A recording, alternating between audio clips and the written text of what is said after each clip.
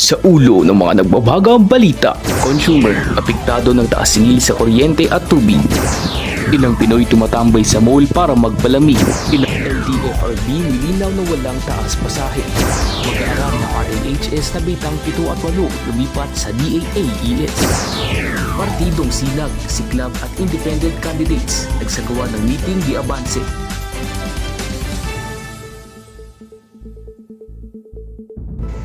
Magandang araw Pilipinas. Ako si Mark Putal.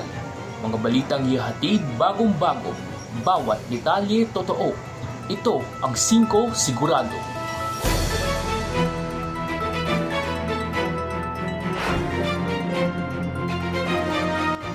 Pagtaas ng singil sa tubig at kuryente nakaapekto sa mga consumer. Para sa iba pang detalye, narito si Julia Lagrata.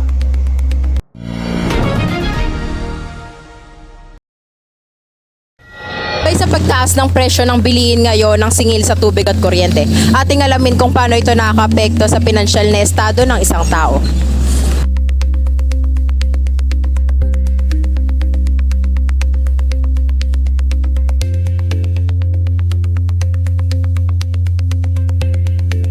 Nandito tayo nga sa tindahan ng Aling Flory upang malaman ang kanyang komento rito.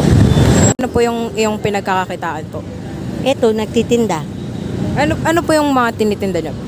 Ayan, may show, may rice, tapos may mga soft drinks, ganun, sigarilyo. Okay. Sapat na po ba sa inyong pamilya po yung kinikita niyo po sa tinitinda niyo po? Hindi, kulang. Kasi matumal ngayon eh.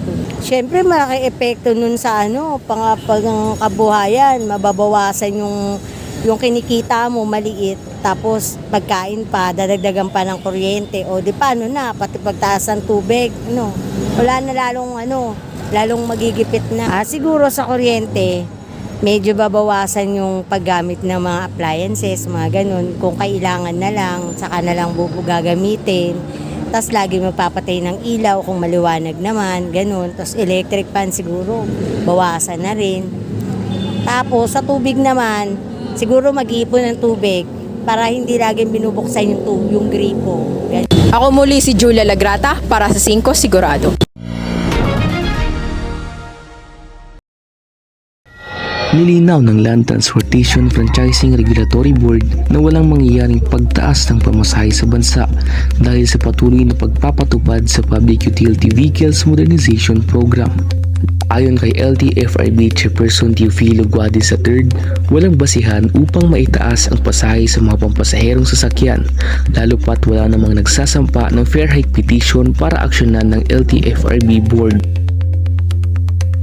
Bilang isang commuter, sana hindi na tumaas ang pamasahe kasi sa hirap ng buhay ngayon, taas ng mga bilihin, sana ganun pa rin yung pamasahe. Kasi kawawa naman mga commuters, lalong-lalo na katulad namin na ang layo-layo pa na pinapasukan.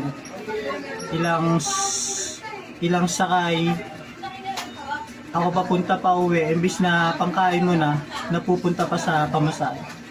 Ginawa ng LTFRB ang pahayag sa pag-alala ng mga commuters na tataas ang pasahe sa mga pampasaherong sasakyan dahil sa modernisasyon ng PUVs, pagtaas ng inflation at produktong petrolyo.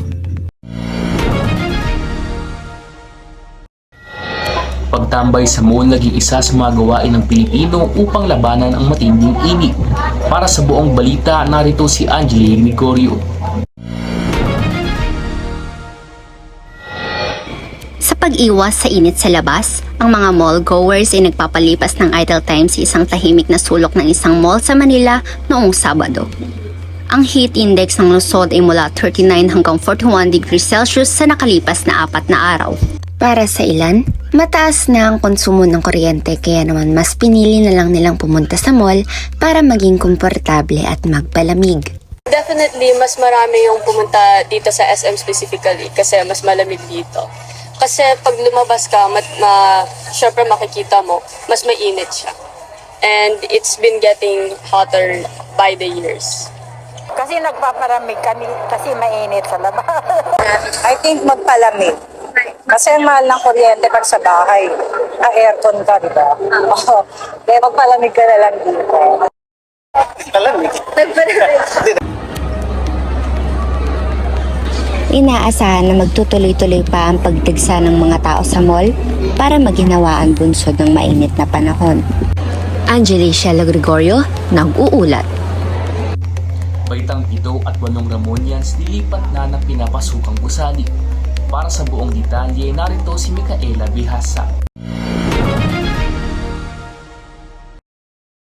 Lumipat na ng pinapasukan na gusali ang mga mag-aaral ng Baitang 7 at 8 ng mataas na paaralang Ramon Magsaysay sa mababang paaralan ng Dr. Alejandro Albert noong Martes, 7 ng Mayo. Matatanda ang panandaliang namalagi ang mga nabanggit na baitang sa mababang paaralan ng General Licerio Geronimo noong nakaraang panuruang taon 2022 hanggang 2023 hanggang ika-3 ng Mayo nitong taon. Mas komportable po at di na po masyado mainit. And dahil malapit lang kami dito, kaya nakakasave din po ako ng pamasahe.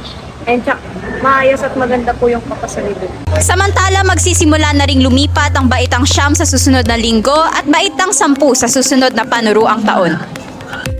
Mga bagong kandidato ng SSLG nagsagawa ng meeting de avance. Para sa buong detalye, narito si Carl Manalo. Kasalukuyang ginaganap ngayong araw ang meeting de avance ng mga bagong kandidato ng Supreme Secondary Learner Government ng mataas na paaralang Ramon Magsaysay sa panuruang taon 2024 hanggang 2025 dito sa Dr. Alejandro Albert Elementary School kung saan pansamantalang namamalagi ang mga estudyante ng Magsaysay. Formal na naglabas ang RMHS Commission on Election noong ika-2 ng Mayo ng mga kandidato ngayong taon. Ito rin ang araw na nag-umpisa ang kanilang kampanya na nagtapos naman noong ika-8 ng Mayo. Magaganap bukas, ika-10 ng Mayo ang eleksyon sa mataas na paaralang Claro M. Recto at mababang paaralan na Dr. Alejandro Albert. Ito ako ngayon kasama si Milestone Calderon na tumatakbo bilang presidente sa ilalim ng Sinag Party.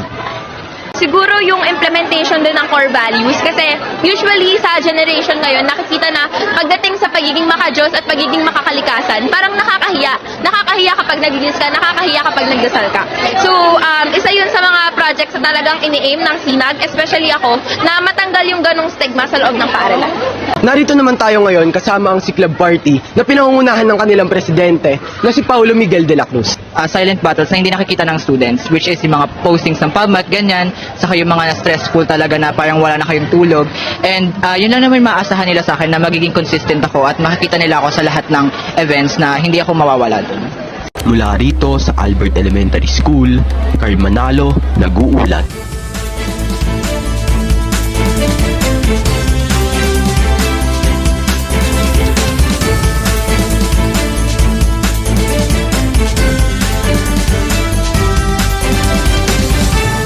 Sa susunod, muli ako si Mark Potal at ito ang 5 Sigurado.